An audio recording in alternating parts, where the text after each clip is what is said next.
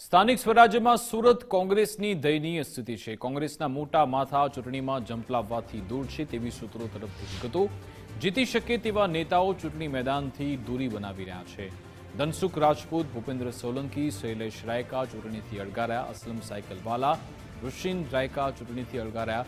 શૈલેષ રાયકા, ભાવેશ રબારી, પ્રફુલ્લ તોગડિયા પણ ચૂંટણીથી અળગા છે। વર્તમાન શહેર પ્રમુખ વિપુલ વાલાની કામગીરી સામે રોષ છે। નેતાઓએ શહેર પ્રમુખના ફોન ઉપાડવાના બંધ કર્યા તેવી પણ વિગતો। કેટલાક નેતાઓએ વિધાનસભા લડવાની ઈચ્છા વ્યક્ત કરી। સ્થાનિક સ્વરાજ્યમાં ફરી કોંગ્રેસનું ખાતું ન ખુલે તેવી સ્થિતિ। માત્ર મુસ્લિમ વોર્ડમાં ટિકિટ માટે લોબિંગ થઈ રહ્યું છે તેવી પણ વિગતો। અત્યાર સુધીમાં માત્ર 26 ઉમેદવારોની યાદી જાહેર થઈ છે। આજ અંગે જાણકારી આપશે સંવાદદાતા રાકેશ બ્રહ્મભટ્ટ ફોનલાઈન પર જોડાયા છે। રાકેશ, અહીંયા સુરત કોંગ્રેસમાં ઘમાસાણ મચેલું છે। મોટા માથા કેમ ચૂંટણીથી દૂર ભાગી રહ્યા છે?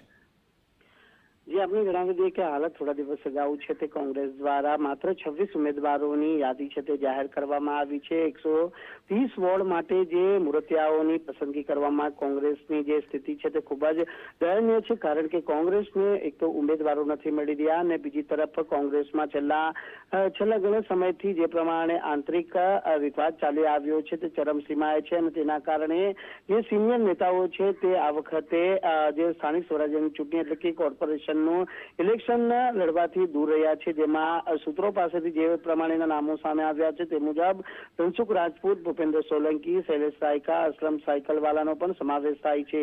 જોકે અસલમ સાયકલવાલાએ આ વખતે પોતાના પુત્રને છે તે આ જે ઇલેક્શનના કોર્પોરેશનમાં ચૂંટણી લડવા મેદાન ત્યારે ઋષિન રાયકા અને શૈલેષ રાયકા સહિતના સિનિયર નેતાઓના પણ સમાવેશ થાય છે। શહેર કોંગ્રેસ પ્રમુખ વિપુલ ઉદનાવાલાની જે કાર્યશૈલી છે તેનાથી કાર્યકર્તાઓ ઘણા અસંતુષ્ટ છે અને આ નારાજગી છે તે પણ હાલ જ થોડા સમય અગાઉ સપાટી પર આવી ચૂકી છે। જેથી એક કારણ એ પણ જાણવા મળી રહ્યું છે કે શહેર પ્રમુખની કામગીરીથી નારાજ જે કાર્યકર્તાઓ અને જે નેતાઓ છે તે આ વખતે ચૂંટણી લડવાથી અળગા રહ્યા છે, પરંતુ જે ઉમેદવારોની હવે પસંદગી કરવી હજી સંપૂર્ણ બાકી છે, ત્યારે કોંગ્રેસની આ પ્રકારની સ્થિતિમાં હવે જે સ્થિતિ છે તે દયનીય જોવા મળી રહી છે। જી બિલકુલ, આભાર તમામ જાણકારી આપવા બદલ।